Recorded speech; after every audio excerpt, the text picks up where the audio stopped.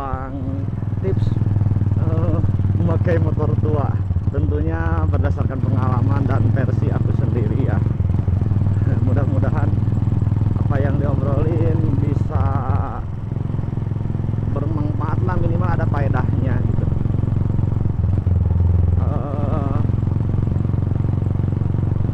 Untuk yang pertama, ketika kita memakai motor tua apapun merek dan jenisnya gitu. Nah kebetulan aku pakai motor Kawasaki Binter Mercy udah hampir 6 tahun lah. Nanti tahun depan jadi 7 tahun gitu. Bagaimana sih cara merawat? Minimal tidak mogok aja.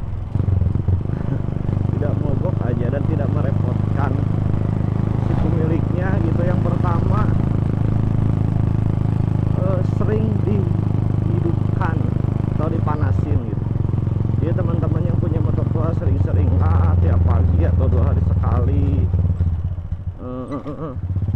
memanaskan motor Anda gitu. Nah setelah itu, ini random aja ya. Setelah itu yang kedua, mungkin teman-teman bisa cek kelistrikannya. Biasanya motor tua atau yang dinamakan dengan motor lawas itu penyakitnya di kelistrikan gitu. Entah itu yang udah CDI atau yang masih platina gitu. Kebetulan kalau saya ini dari platina dirubah jadi CDI gitu, karena motor ini keluaran tahun 80, jadi masih menggunakan pengapian platina gitu. Dan saya rubah ke CDI. Minimal ketika teman-teman mau merubah ke CDI itu pakai VAT yang original.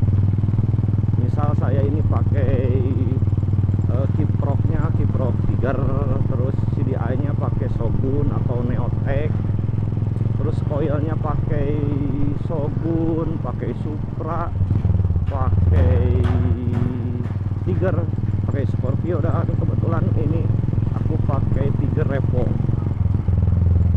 biar tarikan bawahnya sedikit jos gitu, karena kan ya namanya motor tua gitu.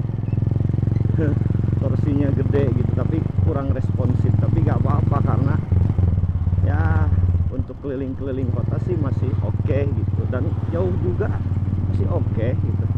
Hanya tidak bisa segesit motor-motor baru atau motor-motor zaman sekarang gitu.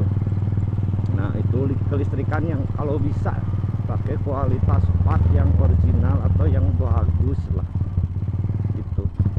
Jadi nabung dulu beli yang bagus, karena kan yang namanya perubahan tidak sesuai pabrik pasti banyak kendala gitu. Makanya aku tidak mau pakai resiko beli yang biasa-biasa aja gitu. Makanya nabung gitu, beli CDI nabung, beli ini nabung, dan semuanya alhamdulillah part original dan terbukti cukup awet gitu, belum rusak sama sekali. Untuk di kelistrikan paling untuk kabel-kabelnya saja ada yang koslet atau ada yang kebakar gitu. Kalau untuk part-part yang intinya alhamdulillah belum ada kendala. Nah yang berapa tadi, yang seterusnya, biasakan servis secara rutin ya, servis secara rutin. Kalaupun motor itu jarang dipakai, minimal sering-sering dicek gitu, dicek rantainya, dicek olinya gitu. Karena banyak kejadian yang olinya itu habis gitu, netes gitu, habisnya bukan dipakai tapi netes gak kerasa udah beberapa bulan netes sedikit lagi, terdengarlah bunyi keretak atau kletek, biasanya itu di noken as. Penyakitnya Binter Mercy biasanya itu di noken as gitu, suka berisik, makanya nggak mulus gitu.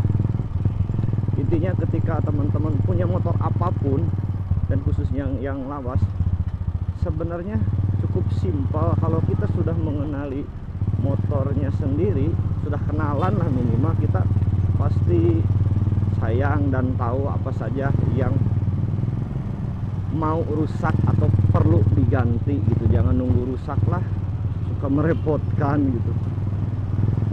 Itu sih kendala-kendala yang yang udah terasa sih. Alhamdulillah kalau mesin ya segini adanya lah, nggak bagus-bagus amat, tetapi masih bisa dipakai untuk keliling-keliling kota dan tiap hari, karena ini motor harian gitu. Jadi alhamdulillah saya itu punya motor tua tuh bukan buat pajangan tapi dipakai. Ya itu tergantung lah, kalau motornya banyak sih pasti buat pajangan oke, dipakai oke. Kalau saya kan motornya hanya beberapa gitu, jadi hampir setiap hari dipakai untuk kerja, untuk jalan-jalan, untuk ya sekedar hiburan gitu. Dan mungkin nanti kedepannya banyak dibahas motor tua, karena enaknya motor tua ini ya seperti ini, nggak kita tuh nggak terbawa emosi untuk ngebut gitu, misalnya nggak panas disalip atau apa gitu, ya santai aja gini gitu. Suaranya juga ya kayak gini enak gitu. Jadi sisi positif mempunyai motor tua tuh yang dirasa tuh nggak kebut-kebutan lah. Jadi ya santai lah, santai gitu, nggak terbawa emosi. Dan sering dilirik banyak orang karena mungkin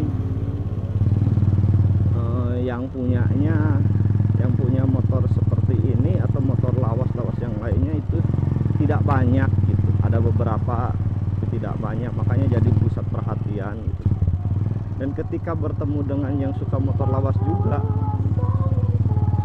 saling mengapresiasi gitu, dan suka banyak teman lewat hobi motor tua gitu. Motor yang paling tua ini sih sebenarnya, di samping yang lain-lain, karena yang sebelumnya tuh kan legenda itu tahun ya 2000-an, terus Kirana kemarin ada yang baru lagi mau dibangun itu sama tahun 2000-an. Jadi ini kayaknya yang paling tua tahun 80. Tapi sih alhamdulillah walaupun tua ya masih segar itu, masih layak untuk dipakai. Paling itu sih bukan tips sih, tapi berbicara atau sharing tentang pengalaman. Aku punya motor tua ya seperti itu. Kalau kita sayang ke kendaraan kita, insya Allah value-nya juga akan naik, harganya naik, terus orang banyak yang nyari, kita bisa menghargai semaunya. Dan alhamdulillah motor ini kebetulan surat-suratnya komplit dan pajaknya jalan, jadi tinggal dipakai gitu. Nyaman lah untuk keliling-keliling, nyaman untuk santai-santai, nyaman gitu.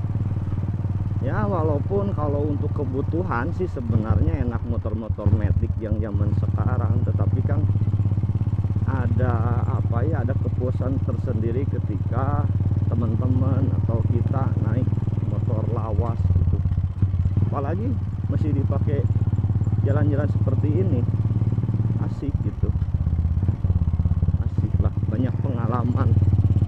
Kalau mogok oke, udah terbiasa, dan solusinya harus bagaimana udah ada pengalaman. Jadi ketika mempunyai motor matic yang serba canggih dan serba agresif juga efisien gitu, itu akan mudah beradaptasi karena terbiasa dengan motor-motor yang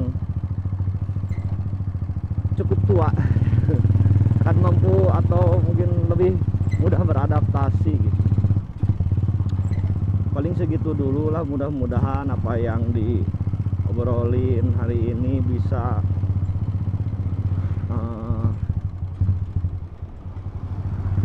sharing dengan teman-teman dan ada manfaatnya tentunya. Mudah-mudahan di selanjutnya bisa beli lagi motor tua atau ya beli lagi motor lah untuk di review sambil perjalanan. Tuh enak kan, kakinya bisa ke atas kalau motor-motor seperti ini kan. Ya, assalamualaikum warahmatullahi wabarakatuh. Alhamdulillah.